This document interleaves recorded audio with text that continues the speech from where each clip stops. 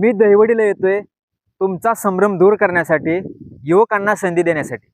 अभयसिंह जगताप यांच्या या संदेशामुळे मान खटावमधील राष्ट्रवादी शरदचंद्र पवार गटाच्या कार्यकर्त्यांमध्ये ऊर्जा निर्माण झाली।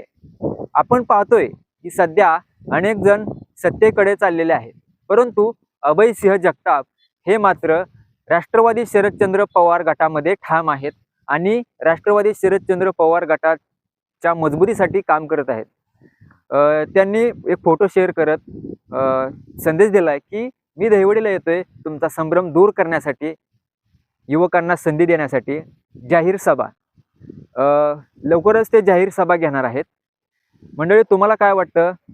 मान खटावमधील राष्ट्रवादी शरदचंद्र पवार गटाची ताकद आणि सध्याचं राजकारण याबद्दल तुमच्या प्रतिक्रिया नक्की नोंदवा।